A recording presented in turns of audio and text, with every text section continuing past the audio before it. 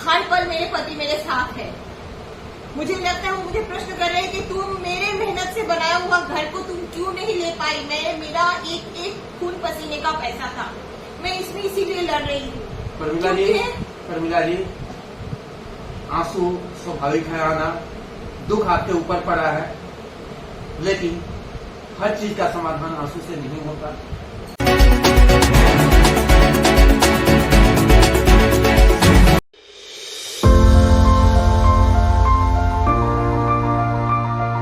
हमारे देश भारत में राजधानी दिल्ली से सटे गौतम बुद्ध नगर, जिसे नोएडा भी कहते हैं, नोएडा में एक समय नोएडा एक्सटेंशन विश्व का प्रचलित जगह था, जिसकी नाम की तूती बोलती थी। ज्यादा नहीं, पिछले 10-12 साल पहले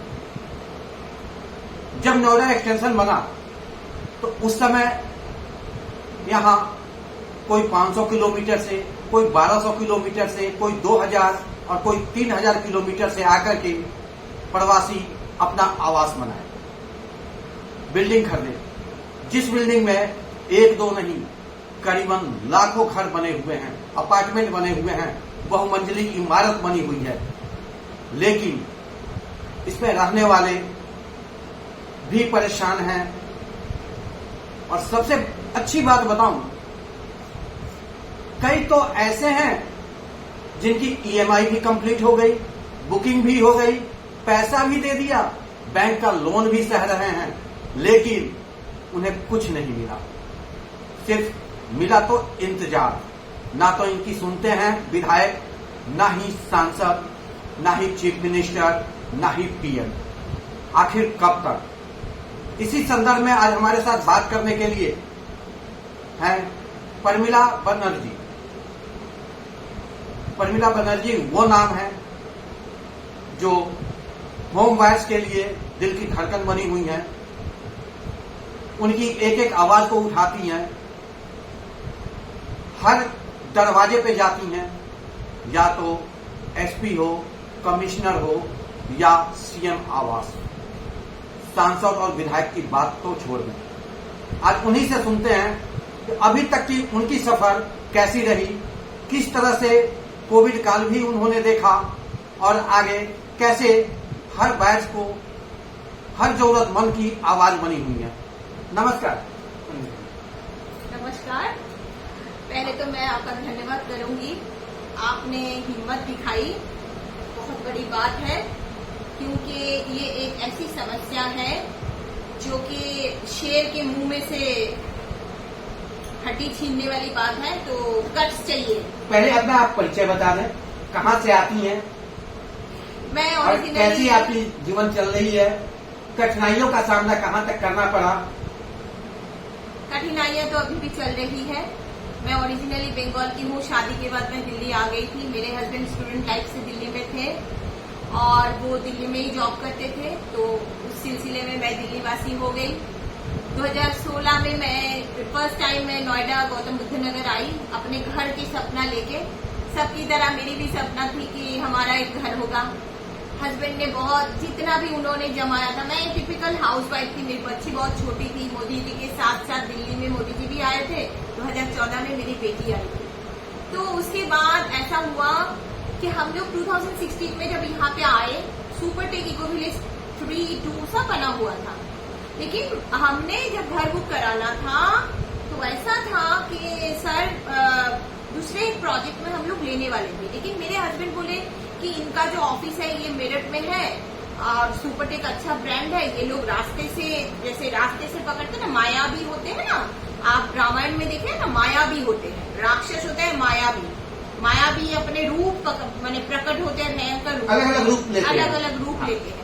तो इनका माया छलना था, छलने में ये तो आज इनके ऑफिस में जाओ तो ये सिक्योरिटी गार्ड से आपको निकाल देंगे। एक समय ऐसा था, आपको बुला के, आपको कोल्ड ड्रिंक्स देके, आपके घर जाके, हो सके तो आपके जूते पॉलिश करके भी आपसे साइन कराएंगे उनके स्टाफ। उनके लिए था एक गोल, अपना एक टारगेट पूरा करना, लेकिन इस टारगेट के चक्कर में हम जैसे मिडिल क्लास की जिंदगी बर्बाद हो गई है, जहां नूम हो गए हैं। एक होम वायर 2012 मुकुल चौहान जी सुनील जी 2012 में घर बुक किए हैं, आज भी उनको घर नहीं मिला। वो बेचारे बोलते हैं कि मैडम अब ना ऐसा है, साइकोलॉजिकली मान चुका हूँ कि शायद नहीं मिलेगा। देखिए नहीं, सुपरटेक वो संस्था है जिसकी अभी आप देख रही थी कि वो बहुमंजिली इमारत बना रखे थे। यहाँ एक दो नहीं, कई बिल्डिंग बनी हुई है, कई लाख निवासी यहाँ वास कर रहे हैं, फिर भी कईयों के साथ गलत हो रहा है।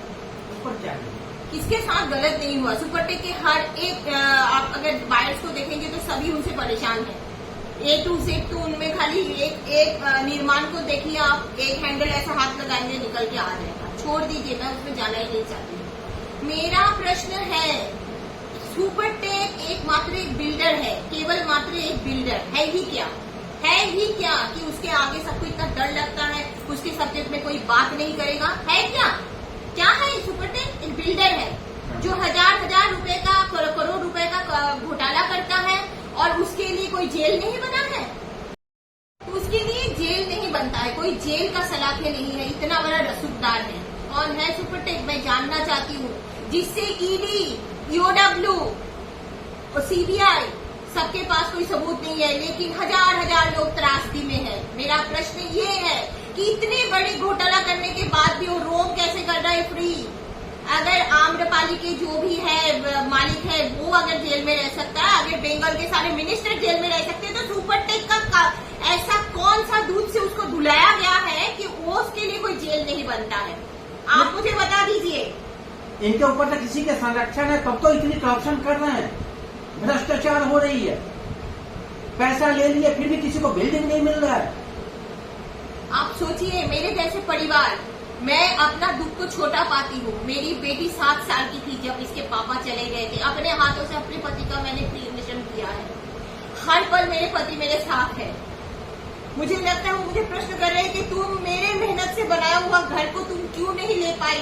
मेरा एक खून पसीने का पैसा था, मैं इसमें इसीलिए लड़ रही हूँ। परमिला जी, आंसू स्वाभाविक है आना, दुख आपके ऊपर पड़ा है, लेकिन हर चीज का समाधान आंसू से नहीं होता। अगर आंसू आ जाएगी तो शायद उनकी आत्मा को भी दुख होगा, तो कृपया आंसू को रोककर सहनशीलता बनाए, ढाढ़स बनाए। लड़ाई तो हम लड़ते रहेंगे। मंजर बहुत भयंकर था, इतना भयंकर था मैं बयान नहीं कर सकती हूँ। मेरी बच्ची के सामने, मेरे सास के सामने, हम तीनों उनके सक्सेसर है। मैं, मेरी बेटी, मेरी माँ, मेरी सासू माँ। मैं आज 14 साल शादी हो गया, अब वो सासू माँ और माँ में फर्क नहीं करती, वो मेरी माँ ही है। मेरी माँ तो चली गई दुनिया से, देखा जाए तो अंदर से मैं बहुत अकेली हूँ। मेरे एक भाई है आशीष रावत जी, जो भारतीय सेना को सेवा किया है। आज मेरी वो भाभी बेचारी कुछ भी नहीं जानती है, पहाड़ में रहती है ऋषिकेश में। उनका हस्बैंड चला गया है, उनकी जैसे वो मौन हो गई है, बोल नहीं पाती है। छोटा बच्चा है, किस तरह सरवाइव कर रही है? मैं पूछती हूँ, उत्तर प्रदेश के मुख्यमंत्री के बिना मेरा किसी से कोई उम्मीद नहीं है, किसी से नहीं है। मेरा सिर्फ और सिर्फ सारे उत्तर प्रदेश वासी, सारे उत्तर प्रदेश की महिलाओं की तरह मेरा भी एक्सपेक्टेशन कहीं ना कहीं जाके सिर्फ और सिर्फ महाराज जी पे है। आप देखते रहे, मैं रोज महाराज जी के दरवाजा खटखटा रही हूँ, क्योंकि मैंने लोकल दरवाजा बहुत खटखटा दिया है। मैं देख पा रही हूँ किसी का इंटेंशन सही नहीं है। इंटेंशन सही होने से ये प्रॉब्लम 12 साल 14 साल नहीं होता, ये बहुत पहले एक छोटा सा बिल्डर इतना नहीं बढ़ सकता है। आप लोकल में किनके पास गई थी? साहब ये पूछिए कि मैं किनके पास नहीं गई थी, तो बोलना मेरे लिए आसान रहेगा। मैं हर एक दरवाजा, रूलिंग पार्टी के सारे लीडर के दरवाजे पे मैं गई हूँ। मैं सांसद जी से मिलने की कोशिश किया हूँ। सांसद जी को मैंने सितंबर में, सांसद जी महेश शर्मा जी, सांसद जी हमारे सोसाइटी में आए थे, तब जाके मैंने आवाज उठाया था, प्रश्न किया था। उन्होंने मुझे आश्वासन दिया है। ये भारत देश का नियम बन चुका है कि नेताओं के साथ आश्वासन आता है, लेकिन काम नहीं होता। काम यही है कि मैं आंसू बहा रही हूँ, मैं आंसू बहा रही हूँ, मुझे कुछ दिखाई नहीं दे रहा है। सत्य यही है कि सिस्टम कहीं ना कहीं डेफ एंड डम बन के बैठा हुआ है। सिस्टम को ये नहीं दिखता है कि 30 डेज के इंटरवल में एक विधवा को चेक इशू करना पड़ता है, घर के रेंट का, EMI का। मैं अपनी बात सिर्फ नहीं करूंगी, मेरे साथ असंख्य होम बायर जुड़े हुए हैं। मैं आपको नाम से, सुबीर दत्ता रिटायर्ड पर्सन है, उन्होंने अपने रिटायरमेंट का पूरा पैसा दे दिया 2010 साल में। श्रीकांत जी, कितना नाम गिनाओ आपको, पंकज तिवारी जी, सारे होम बायर, शोएबल सेन गुप्ता, राजीवा प्रसाद जी, वो अपने बेटी का शादी नहीं कर पा रहे, रिटायरमेंट के पैसे पूरा दे दिए 2014 साल में। आज 10 साल पूरा हो रहा है। मैं किस देश में हूँ? किस देश की हम लोग सुनते हैं कि देशवासी, मेरा देश, नेशन, कौन है हम लोग? किससे देश है? मैं पूछना चाहती हूँ, देश किससे है? कौन हमारे लिए अकाउंटेबिलिटी कौन है? कौन है जिसके पास, किसके दरवाजा मैं खटखटाऊं? आप मुझे बता दीजिए। मीडिया जो कि जब मौन धारण करके रखे हुए हैं, उनको दिखता नहीं है। नोएडा सेक्टर 16 में सारे भारत वर्ष का चलाने वाले वहां पे बैठे हुए हैं, उनको वो बैल्कनी से झांके तो उन्हें सारे चैसेस दिखाई देगा। किसी के पास एक शब्द नहीं होता, इतना गट्स नहीं है किसी के पास। क्यों? मैं जानना चाहती हूँ क्यों, आखिर क्यों और कब तक? खाली सिर्फ और सिर्फ हम लोग सुनते हैं एक बार बहुत सुंदर कानून बन गया, अरे भाई अब तो सॉल्यूशन आ जाएगा। कानून बनता नहीं कि जिसको आप रखवाला बना के भेजोगे वो आके सबसे पहले ब्रिटिश से भी ज्यादा रूल करता है। आज होम बायर पैसे, फीस, सैलरी जो है, IRP रिजोल्यूशन प्रोफेशनल जो अपॉइंटेड होते हैं, उनका फीस जाता है हमारे पैसे से। और उनका आप रुआब देखिए, भारतवर्ष के प्रधानमंत्री बोलते हैं कि मैं प्रधान सेवक हूँ। वो क्या, वो युग पुरुष झाड़ू लेके झाड़ू दे रहा है। और आप एलिट कल्चर को देखिए, मोदी जी को अगर हम लोग अच्छा से अध्ययन करेंगे तो हम जानेंगे मोदी जी ने क्या सिखाया है।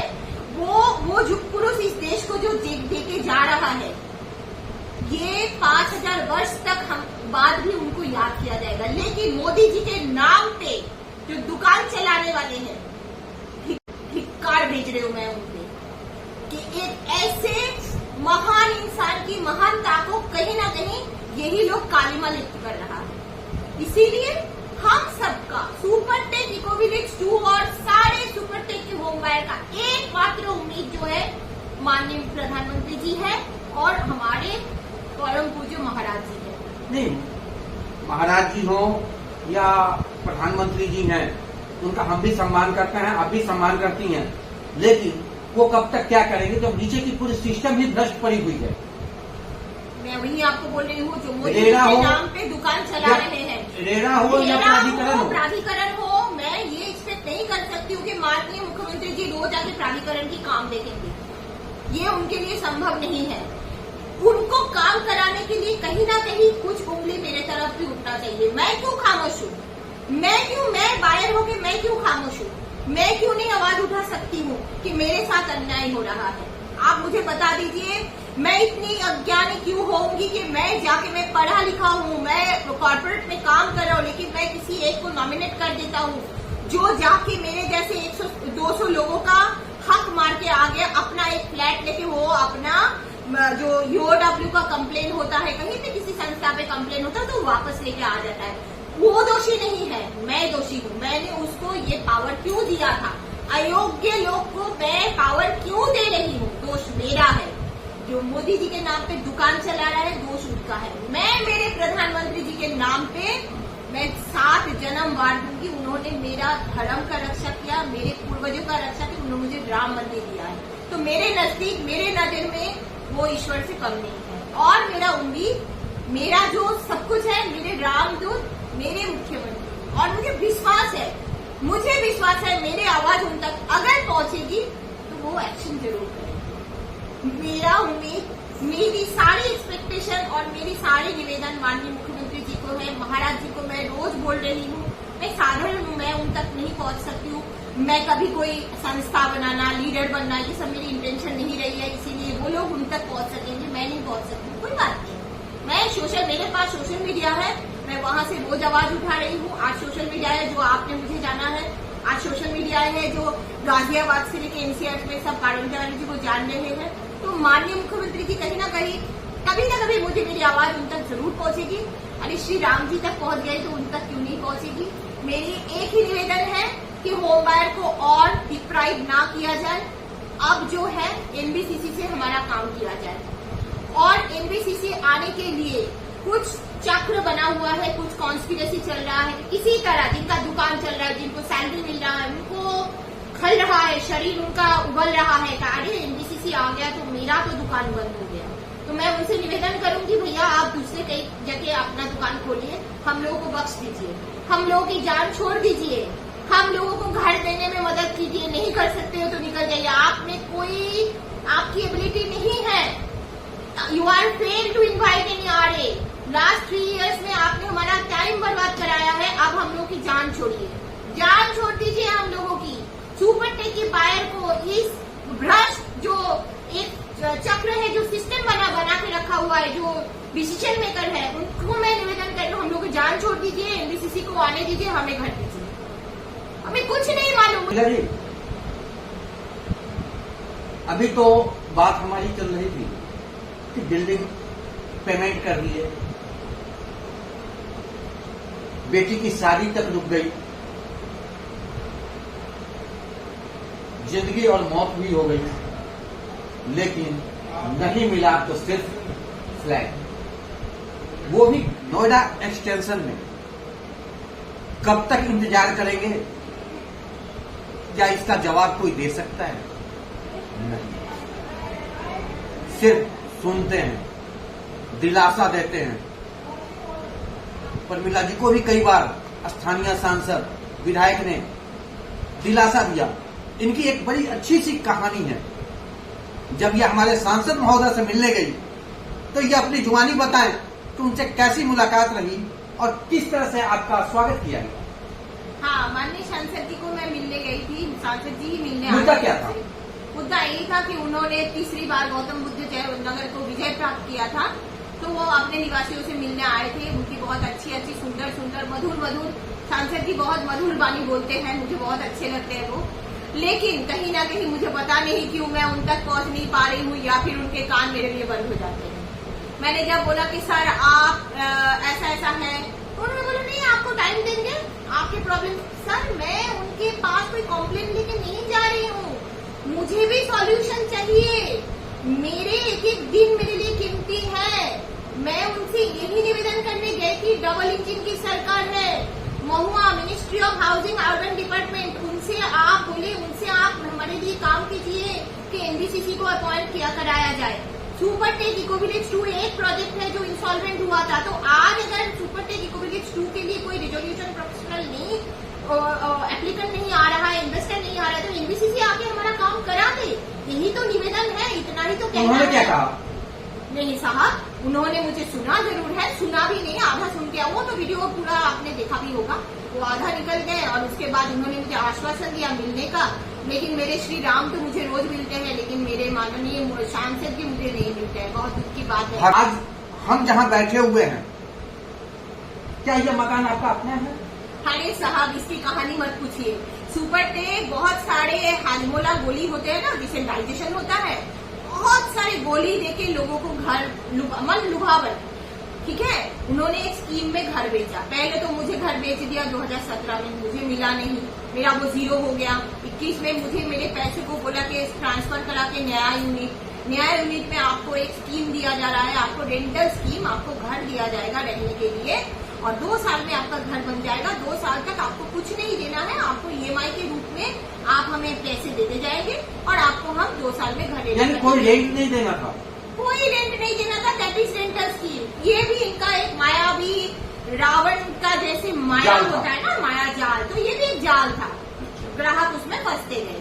बहुत असंख्य रेंटल स्कीम में लोगों ने घर लिया। आप सोचिए कि किस तरह आपका बजट चरमरा जाता है। मेरा तो सोचिए कि मुझे खुद पता नहीं, सचमुच हाँ, मुझे मेरे राम ही लेके जा रहे हैं।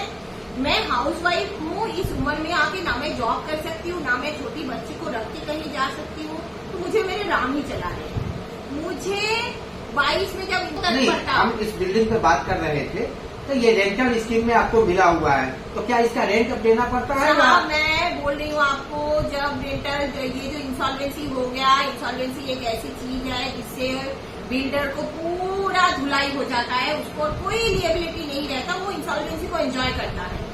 और हमारे जैसे ग्राहक जो है दार दर भटकता है। मजबूरन उसी मार्च 2022 से मैं फिर रेंट पे चालू कर दिया। मैंने इनका EMI भी भरा, जो रिजोल्यूशन EMI पूरी कंप्लीट हो चुकी है इनकी? जी हाँ। और आप देख सकते हैं, बात सुनिए, वो EMI मैंने भरा है, वो EMI मैंने resolution professional court appointed RP के आदेश से भरा है कि आप पे करते जाइए, आपका कंस्ट्रक्शन होगा। ये भी एक बहुत बड़ा माया भी है, ये कुछ कम नहीं है। आज के डेट में देखा जाए तो इनसे बड़ा माया भी कोई नहीं होगा, छलनाधारी है ये। आपका इंस्टॉलमेंट कब कंप्लीट हुआ था इनका EMI? 2022 मेरा मैंने 23 जनवरी तक मेरा इंस्टॉलमेंट था। 23 और लगभग आपका 1.5 साल तो ऐसे निकल गया। साल का मत पूछिए ना, मैं 2017 से इन्वेस्टेड हूँ। नहीं, आपका EMI जब कंप्लीट हुआ और उसके बाद से EMI भी पूरी हो गई, बैंक के किस्त भी दे चल रही, और इन्हें क्या मिला? तो आज सिर्फ रहने के लिए रेंट। और जिस छत में मिल रहा है, रह रही है छत के नीचे, उसका तो किराया पहले उसने कहा कि भाई फ्री रखेंगे, किराया नहीं लेंगे, ये रेंटल स्कीम थी। और आज क्या है, इसका रेंट भी देना, EMI भी दे चुका है, और मिला क्या? आश्वासन पे आश्वासन, डेट पर डेट, और आश्वासन ही रहेगा। देखते हैं आगे अब क्या होता है।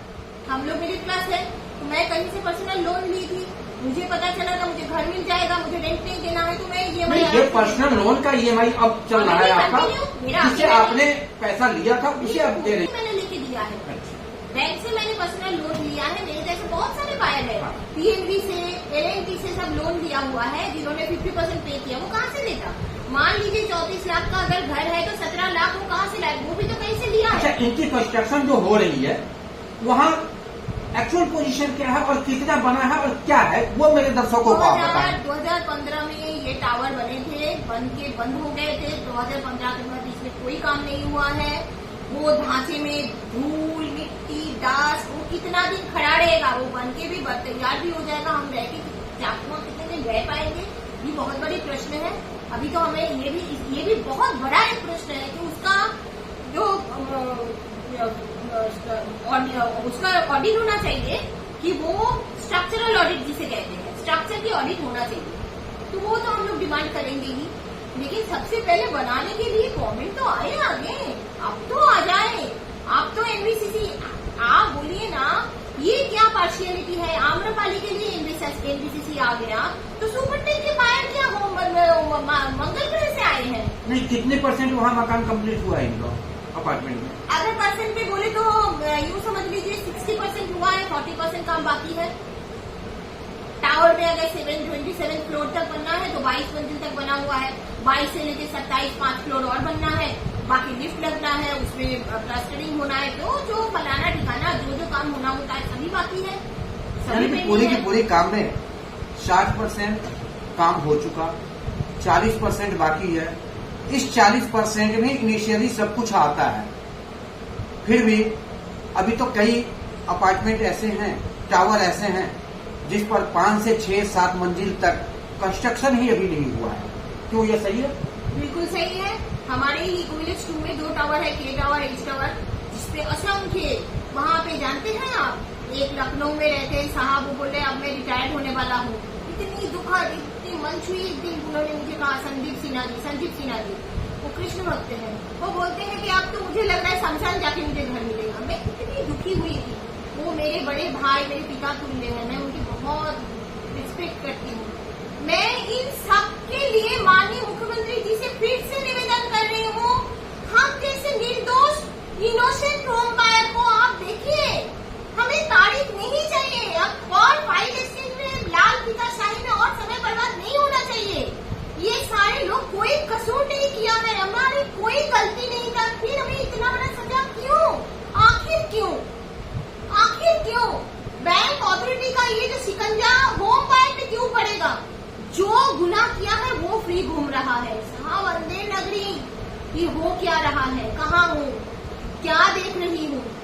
क्या सुन रहे हो? दिन पे दिन एवरी डे की लड़ाई है साहब।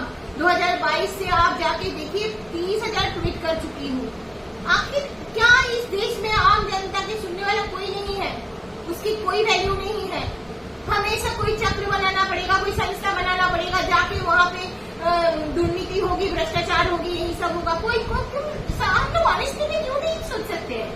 हम ऑनेस्टी में क्यों नहीं जा सकते हैं? क्या बुराई है अगर मैं आवाज उठाने से, अगर मेरी आवाज मुख्यमंत्री जी तक पहुंच जाता है और 5 उम्मीदवार को घर मिल जाता है, तो इसमें मैंने क्या क्रांति कर दिया? ये तो मेरी मानवीय कर्तव्य है। हम लोग अपने मानवीय कर्तव्य क्यों भूल रहे हैं? कहाँ जा रहे हैं हम लोग? किस तरफ जा रहे हैं? मैं सोसाइटी के उनसे रहने वाले व्यक्ति से पूछना चाहती हूँ कि वो अपने बच्चों को क्या वो दिखाएंगे, क्या स्थापित कर रहे हैं, क्या एग्जाम्पल वो सेट कर रहे हैं? भ्रष्टाचार करना। आप 200 लोगों की प्रतिनिधित्व कर रहे थे, जाके बिल्डर आपको आपका फ्लैट दे दिया, 2 साल पहले ही शायद आपको मिल गया, 2 साल बाद मुझे भी मिलेगा। तो आप उतने लोगों की इंटरेस्ट को, आप 1 मिनट में उतने लोगों के विश्वास को पानी में मिला के आप विड्रॉ करके चले गए अपना कंप्लेन को। आप क्या मैसेज दे रहे हैं साहब? आप क्या मैसेज दे रहे हैं? आप जैसे लोगों के लिए ये समाज बदनाम है, कोई किसी पे भरोसा नहीं करेगा। मेरे बच्चे क्या सीखेंगे मुझसे अगर मैं इतनी डिसऑनेस्टी पे उतर आई? तो मैं क्या एग्जाम्पल सेट कर रही हूँ? मैं इन सब से पूछना चाहती हूँ, आखिर इसमें इतना क्या बिग डील है? ऑनेस्टी में रहने में क्या बुराई है? अगर आप आवाज उठा रहे हैं, 10 लोगों की आप आवाज उठा रहे हैं, आपको पैसे भले ही नाम मिल रहा है, लेकिन आप कुछ तो कर रहे हैं समाज के लिए। समाज को आप दे क्या रहे हैं? मेरा ये प्रश्न है। मैं नहीं समझना चाहती हूँ किसी ने प्राधिकरण ने घूस खाया, क्या किया, मुझे सुनना ही नहीं है। मेरे प्रश्न, मेरा निवेदन मेरे मुख्यमंत्री जी तक है कि हमें उद्धार करा दे। जिसने फंड डाइवर्ट किया है, फंड वापस ले आए। जो अथॉरिटी और बैंक है वो हमारे डबल इंजन सरकार के ही है, वो 2 दिन इंतजार करे, वो वहां से पैसे रियलाइज करा के माननीय मुख्यमंत्री जी चाहे तो 2 दिन में करा लेंगे, वो वहां से एडजस्ट कराए, लेकिन वो हम बायर को घर बना के देंगे। एनबीसीसी आए, हमारा घर सुपर टेक एक बायर बहुत दुखी है, वो निर्दोष है। अगर वो अपने घर का रजिस्टर मांग रहा है तो कोई गलती नहीं कर रहा है। मैं अपना छत मांग रही तो मैं कोई गलती नहीं कर रही हूँ, उन्होंने पैसे दिए, हम कोई न्याय मांग रहे हैं, हम बिल्कुल न्याय मांग रहे। भीख क्यों मांगना पड़ेगा मुझे? मैं तो न्याय मांग रही हूँ। मेरा यही मेरे यहाँ पे प्रश्न है, मैं तो आपसे न्याय मांग रही हूँ।